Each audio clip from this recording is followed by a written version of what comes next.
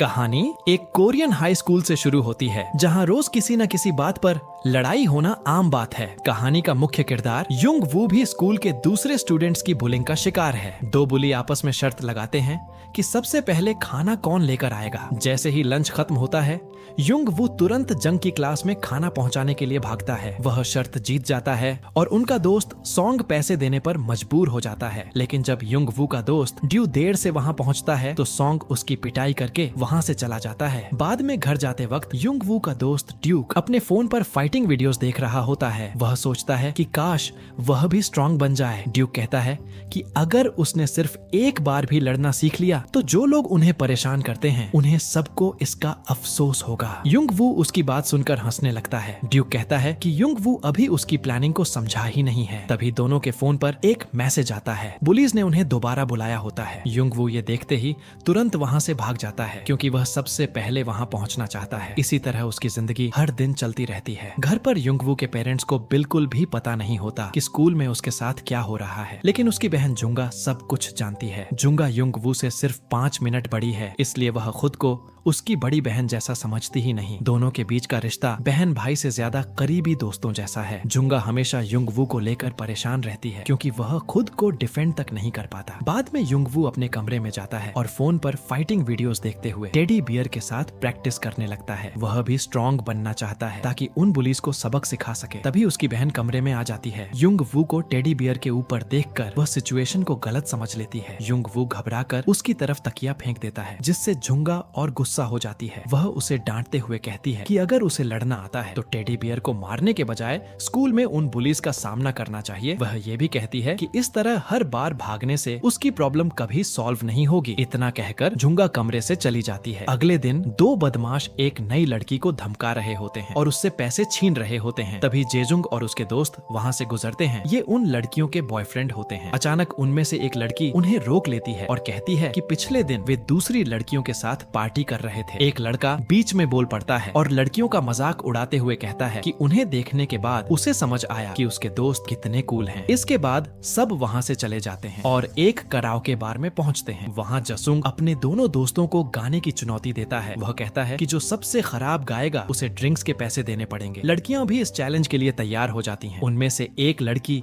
पैसों की शर्त भी लगा देती है। पैसे देखते ही जसुंग के दिमाग में एक आइडिया आता है कि इन पैसों से और ज्यादा कमाई कैसे की जा सकती है। बाद में स्कूल में जसुंग उन सभी कमजोर लड़कों को इकट्ठा करता है जो बुलिंग का शिकार होते हैं। साथ ही वह कुछ अमीर स्टूडेंट्स को भी वहाँ बुला लेता है। जोंग बिन सबके सामने खड़ा होकर कहता है कि वह उन सबको एक मौका देना चाहते हैं। वह देखना चाहते हैं कि इनमें से असल में सबसे स्ट्रॉन्ग कौन है। फिर वह अनाउंस करता है कि एक स्ट्रीट फाइट कंपटीशन होगा। जो भी सबको हराकर इस कंपटीशन को जीतेगा वह स्कूल में होने वाली बुलिंग का सिलसिला खत्म कर देगा। कंपटीशन के दौरान अमीर स्टूडेंट्स को इजाजत होती है कि वे मैच के बीच में किसी भी फाइटर के बीच में आकर उसे मार सकते हैं। सुनून की क्लास का एक लड़का पूछता है कि क्या वह भी प्लेयर्स को मार सकता है। जसुंग उसकी बात मान लेता है, लेकिन सुनून को वार्निंग देता है कि उसकी क्लास के लड़के बहुत ज्यादा बोलते हैं। सॉन्ग सिर्फ सवाल पूछने पर ही उस लड़के की पिटाई शुरू कर देता है। साथ ही सबको सख्त मना किया जाता है कि कोई भी इन फाइट्स की रिकॉर्डिंग नहीं करेगा। जुजुंग सबको समझाता है कि इन मैचों का असली मकसद बैटिंग के जरिए पैसा कमाना है। वह अनाउंस करता है कि ये मैच पूरे 1 महीने तक चलेंगे और बहुत जल्द शुरू होने वाले हैं। वह सबसे कहता है कि इसकी खबर स्कूल के ज्यादा से ज्यादा स्टूडेंट्स तक पहुंचाओ। इसी बीच हमें मिन नाम की एक लड़की के बारे में पता चलता है जो हाल ही में किसी दूसरे स्कूल से ट्रांसफर होकर आई है। बाद में जब जंगवू घर जा रहा होता है तब जाओंग और उसके दोस्त उसे अपने पास बुला लेते हैं। जासुंग जंगवू को धमकाते हुए कहता है कि पहले राउंड में वह अपना सारा पैसा उस पर लगाएगा। फिर वह वार्निंग देता है कि अगर जंगवू हार गया तो वह उसे बिल्कुल नहीं छोड़ेगा। जंगवू घर पहुंचता है जहां उसे पता चलता है कि उसका अंकल काफी समय से इसी शहर में रह रहा है। उसे ये भी पता चलता है कि उसके अंकल का अपना मार्शल आर्ट्स जिम है। ये सुनकर जंगवू डिसाइड करता है कि वह मार्शल आर्ट्स सीखेगा। वह बिना देर किए अपने अंकल के जिम पहुंच जाता है। जिम के अंदर सिर्फ 3 लोग ट्रेनिंग कर रहे होते हैं। जंगवू एक आदमी के पास जाता है जिसका नाम युंग होता है और उससे जिम के ओनर के बारे में पूछता है। युंग जंगवू को देखकर समझता है कि शायद वह स्कूल का कोई बुली है। तभी जंगवू का अंकल वहाँ आ जाता है। जंगवू अपने अंकल को बताता है कि वह मार्शल आर्ट्स सीखना चाहता है ताकि स्कूल में जो बुलीज उसे परेशान करते हैं उनका सामना कर सके, लेकिन उसका अंकल साफ मना कर देता है। वह कहता है कि सिर्फ दूसरों को पीटने के लिए लड़ना सीखोगे तो तुम भी एक बुली बन जाओगे। कमरे के बाहर युंग चुपके से दोनों की बात सुन रहा होता है। जंगवू हार नहीं मानता। वह अपने अंकल को उस दिन की याद दिलाता है जब पार्क में बुलीज ने उसकी पिटाई की थी। जंगवू कहता है कि शायद इसी वजह से उसके अंकल ने भी पहले मार्शल आर्ट्स सीखना शुरू किया था। लेकिन उसका अंकल जवाब देता है कि उस वक्त उसके पास एक क्लियर रीजन था। वह समझाता है कि जंग वू तभी मार्शल आर्ट्स सीख सकता है जब उसका दिमाग बिल्कुल क्लियर हो और उसे खुद पता हो कि वह असल में ये सब क्यों सीखना चाहता है। जंग वू जिम से वापस जाने लगता है, तभी उसके फोन पर जंग का मैसेज आता है। जसुंग उसे पार्क में बुलाता है जहाँ ड्यूक पहले से उसका इंतजार कर रहा होता है। जसुंग बताता है कि टूर्नामेंट के लिए एक ट्रेलर रिकॉर्ड करना है ताकि ज्यादा लोग इस कंपटीशन को देखें और बेटिंग से और ज्यादा पैसा आए। इसी वजह से वे जंग वू और ड्यूक को एक दूसरे से लड़ने के लिए मजबूर कर देते हैं। दोनों बहुत करीबी दोस्त होते हैं और एक दूसरे से लड़ना बिल्कुल नहीं चाहते, लेकिन पुलिस के डर से ड्यूक मजबूरन जंग वू पर हाथ उठाने के लिए तैयार हो जाता है। जंग वू खुद उस पर वार करने से मना कर देता है और वहाँ से भाग जाता है। ड्यूक को यह सोचकर बहुत बुरा लगता है कि वह अपने ही दोस्त को लगभग चोट पहुंचा देता। अगले दिन स्कूल में जंग वू को पकड़ लेता है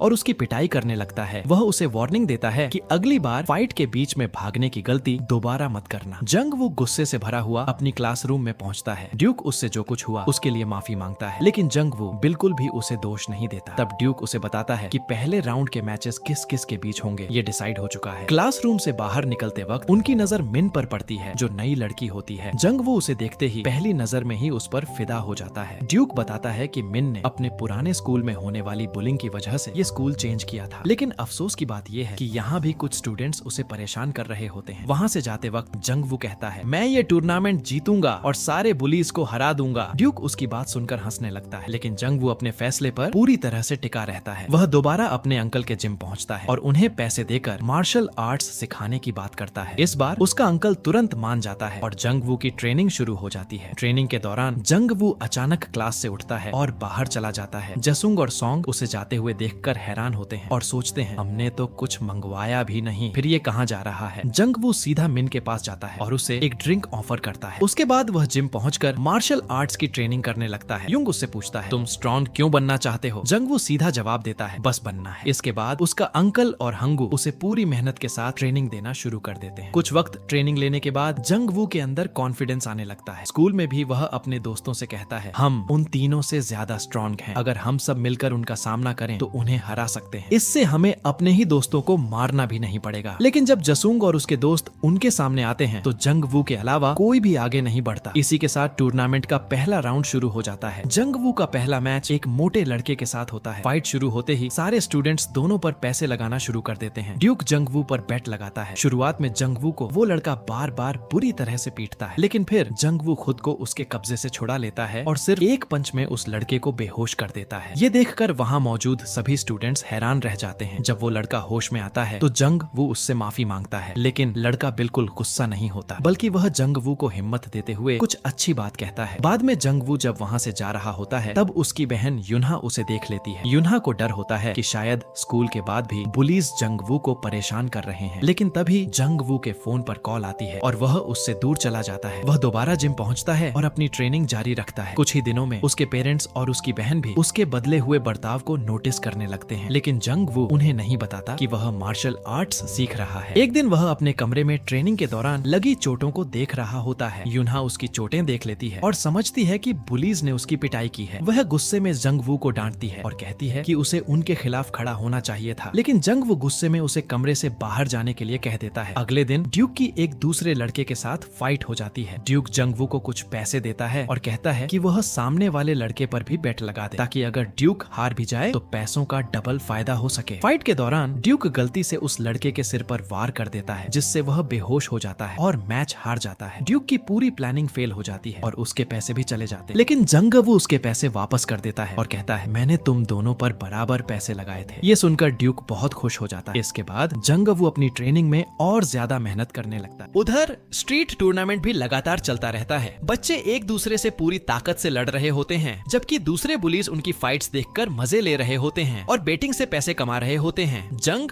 वो हर दिन ट्रेनिंग करता है और उसका एक ही मकसद होता है, खुद को और ज्यादा स्ट्रॉन्ग बनाना। जसुंग भी उसकी फाइट देखने के बाद नोटिस करता है कि जंगवू पहले से काफी इम्प्रूव हो चुका है। उसी शाम जंगवू अपने अंकल युंग और बाकी लोगों के साथ डिनर करने जाता है। वहाँ युंग उससे कहता है, मुझे पता है तुम उन बुलीज को हराने के लिए मार्शल आर्ट्स सीख रहे हो। जंगवू हाँ में सिर हिला देता है और फिर पूछता है, आप ट्रेनिंग क्यों कर रहे हो? युंग बताता है, मैं ऐसा सेंटर खोलना चाहता हूँ जहाँ गरीब बच्चों को खुद की हिफाजत करना सिखाया जा सके। मैं उन्हें प्रोफेशनल फाइटर नहीं बनाना चाहता, बस इतना स्ट्रॉन्ग बनाना चाहता हूँ कि जरूरत पड़ने पर वो खुद को बचा सके। युंग अपनी पुरानी मुश्किलों के बारे में बताते हुए इमोशनल हो जाता है और उसकी आंखों में आंसू आ जाते हैं। बाद में जंग वू की बहन वहाँ से गुजरती है और उसे युंग के साथ बैठा देखती है। वह सिचुएशन को गलत समझ लेती है और उसे लगता है कि युंग जंग वू को परेशान कर रहा है। वह तुरंत अंदर आती है और उसके हाथ से ड्रिंक रोककर कहती है, अंकल ये अभी हाई स्कूल में है और आप इसे जबरदस्ती पिला रहे हो। जंग वू उसे समझाने की कोशिश करता है लेकिन वह बहुत गुस्से में होती है। फिर उसकी नजर अपने अंकल पर पड़ती है और उसे समझ आ जाता है कि उसने पूरी बात गलत समझ ली थी। वह शांत हो जाती है, उनके साथ बैठती है और खाना खाने लगती है। तब युंग मजाक करते हुए कहता है, जोंग वू तुम्हारी बहन तुमसे बिल्कुल अलग है, लगता है तुम दोनों ने अपनी पर्सनैलिटीज आपस में बदल ली हैं। बाद में जंग वू की बहन को पता चल जाता है कि वह मार्शल आर्ट्स की ट्रेनिंग ले रहा है। घर जाते वक्त वह जंग वू के लिए बहुत खुश और प्राउड महसूस करती है। अगले दिन जंग वू को दोबारा बुलाता है। आज जंग वू का मैच होता है और वह अपने ओपोनेंट को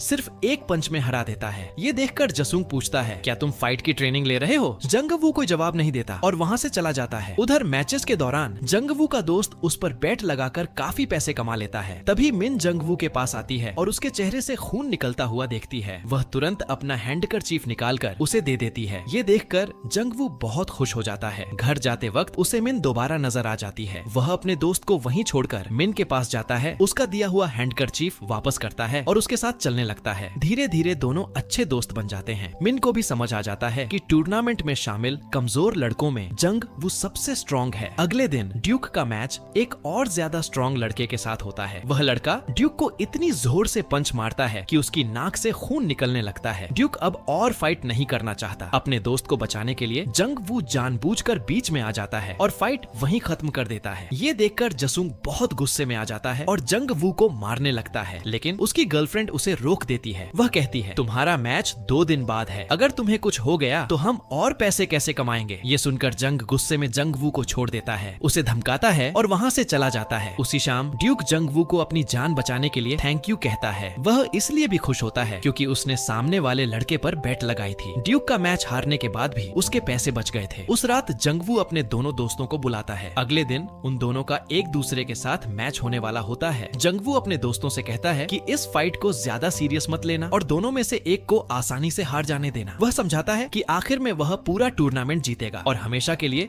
उन बुलीज का सामना करेगा। लेकिन जंग के दोस्तों में से एक उन्हें देख लेता है और चुपके से उनकी फोटो खींच लेता है। अगला दिन आ जाता है। जंग वू और उसके दोस्तों ने पहले से डिसाइड किया होता है कि चश्मा लगाने वाला लड़का मैच जीतेगा और दूसरा लड़का आसानी से हार जाएगा। लेकिन मैच से पहले जंग वू दूसरे लड़के के चेहरे पर कुछ निशान देखता है। असल में पिछली रात जसूंग और उसके दोस्तों ने उसे पकड़कर बुरी तरह पीटा था और उससे पूछताछ की थी। अब जाऊंग को पता चल जाता है कि जंग वू चश्मे वाले लड़के को जिताना चाहता है, इसलिए वह जानबूझकर दूसरे लड़के पर प्रेशर डालता है और कहता है, देखो वही जीतेगा। दोनों के बीच फाइट शुरू हो जाती है, लेकिन वह लड़का इस फाइट को बहुत सीरियस ले लेता है क्योंकि पिछली रात जंग ने उसे धमकाया था। उसने कहा था, अगर तुम कल हार गए तो मैं तुम्हें मार दूंगा। जब वह लड़का फाइट में हारने लगता है तो गुस्से में एक ईंट उठाता है और चश्मे वाले लड़के के सिर पर मार देता है। ये देखकर सबके होश उड़ जाते हैं क्योंकि किसी ने भी नहीं सोचा था कि फाइट इतनी डेंजरस हो जाएगी। कुछ देर बाद भीड़ वहाँ से चली जाती है। बाद में टीचर चश्मे वाले लड़के और दूसरे लड़कों को बुलाकर पूछता है कि आखिर ये फाइट हुई क्यों थी। दोनों लड़के असल में बहुत अच्छे दोस्त होते हैं, लेकिन वे टीचर के सामने एक दूसरे के बारे में कुछ भी जानकारी होने से मना कर देते हैं। उधर जंग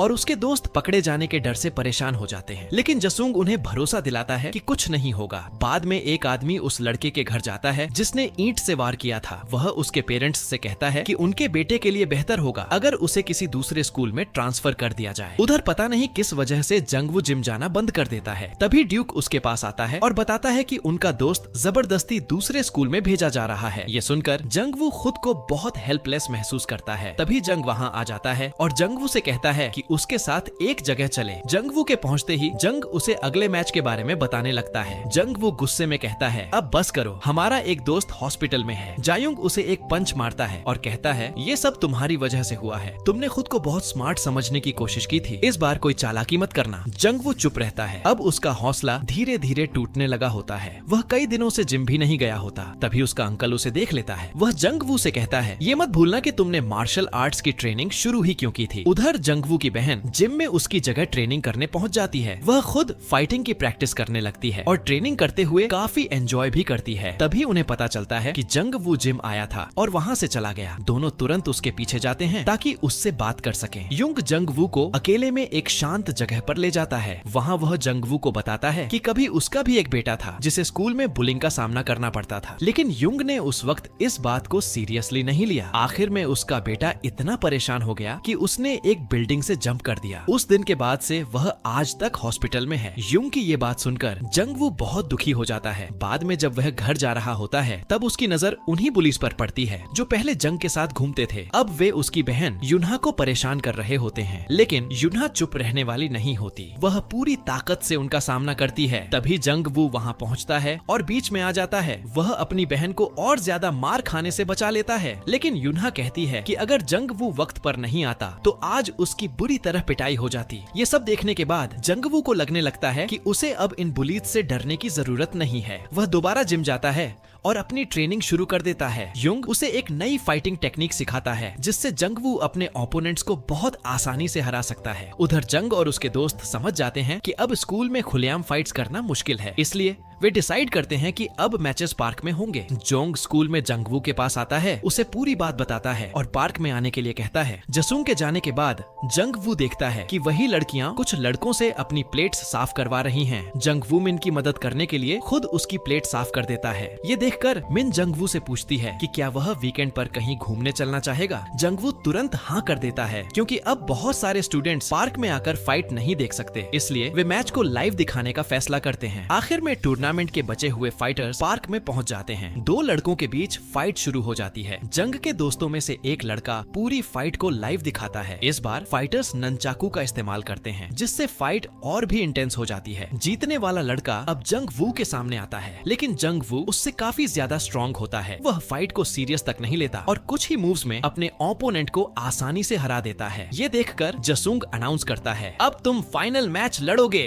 बाद में जिम में ट्रेनिंग करते वक्त युंग जंग वू को वीकेंड पर कहीं घूमने चलने के लिए कहता है, लेकिन जंग वू मना कर देता है क्योंकि वह मिन के साथ जाना चाहता है। जब दोनों साथ घूमने निकलते हैं तो उन्हें कोई अच्छी जगह नहीं मिलती। तब जंग वू युंग को कॉल करता है और उससे उसका रिजॉर्ट दिखाने के लिए कहता है। दोनों उस रिजॉर्ट पर कई बार जाते हैं। इस दौरान जंग वू फाइनल मैच की तैयारी के लिए और भी ज्यादा मेहनत करता है। उधर जंग के दोस्त उसे बताते हैं कि फाइनल मैच देखने के लिए दूसरे स्कूल्स के स्टूडेंट्स भी आने वाले हैं और उस मैच पर काफी पैसा लगाने वाले हैं। जसूंग परेशान हो जाता है कि फाइनल मैच कहाँ रखा जाए। पार्क में हुई पिछली फाइट की रिपोर्ट पुलिस को मिल चुकी होती है और अब पुलिस पूरे पार्क के आसपास मौजूद होती है। तभी जंग वो जसूंग को कॉल करता है और उसे युंग का रिजॉर्ट दिखाता है। आखिर फाइनल मैच वहीं रिजॉर्ट में रखा जाता है। जंग वो फाइनल मैच में उतरता है और अपने ओपोनेंट को आसानी से हरा देता है। इसके बाद जंग वो जंग को चैलेंज करता है और कहता है, तुम पूरे स्कूल के सबसे स्ट्रॉन्ग लड़के हो, लेकिन ये टूर्नामेंट जीतकर मैंने साबित कर दिया है कि मैं सबसे ज्यादा स्ट्रॉन्ग हूँ। अब देखते हैं कि हम दोनों में असल में कौन ज्यादा स्ट्रॉन्ग है। ये सुनकर जंग भी फाइट के लिए तैयार हो जाता है। जंग वू को अपनी पहली फाइट याद आती है जहाँ उसने उस मोटे लड़के को हराया था। उस लड़के ने उससे कहा था, तुम्हारे पंचेस जंग से भी ज्यादा स्ट्रॉन्ग हैं, तुम उससे ज्यादा स्ट्रॉन्ग हो। ये बात याद करके जंग वू कॉन्फिडेंस और बढ़ जाता है। फिर जेसुंग और जंग वू के बीच फाइट शुरू हो जाती है। इसी दौरान दो और लड़के रिजॉर्ट पर पहुंच जाते हैं। शुरुआत में फाइट बराबर की होती है और जंग वू एक दूसरे पर लगातार वार करते हैं। जंग वू अपने अंकल युंग से सीखी हुई टेक्निक्स का इस्तेमाल करता है। धीरे धीरे जेसुंग पिटने लगता है। ये देखकर उसके दोनों दोस्त फाइट में बीच में आने की कोशिश करते हैं। जंग वू दोबारा जेसुंग के साथ फाइट शुरू करता है और आखिरकार उसे हरा देता है। लेकिन जंग वू का गुस्सा अभी भी खत्म नहीं हुआ होता। वह उसे मारते रहना चाहता है, लेकिन युंग बीच में आकर उसे रोक देता है। इसके साथ ही जंग वू स्कूल के सारे बुलीज को हरा देता है। अब वो बुलीज स्कूल के कमजोर बच्चों को परेशान करना बंद कर देते हैं। बाकी स्टूडेंट्स भी जंग वू के अंकल के जिम में युंग से ट्रेनिंग लेना शुरू कर देते हैं। बाद में जब वही बुलीज मिन को दोबारा डराने की कोशिश करते हैं तो मिन उन्हें देखकर हंसने लगती है। वह कहती है, शायद तुम्हें लगता है कि मैंने बुलीज की वजह से स्कूल चेंज किया था, लेकिन असल सच कुछ और होता है। अपने पुराने स्कूल में मिन ने उन लड़कियों की इतनी बुरी तरह पिटाई की थी जो उसे परेशान करती थी कि स्कूल ने उसे ही निकाल दिया था। इसलिए अब मिन को किसी से भी डर नहीं लगता। इसी के साथ कहानी खत्म हो जाती है। दोस्तों, आपको ये मूवी कैसी लगी हमें कमेंट्स में जरूर बताना। अगर आपको वीडियो पसंद आई हो तो वीडियो को लाइक करें और हमारे चैनल को सब्सक्राइब करना न भूलें।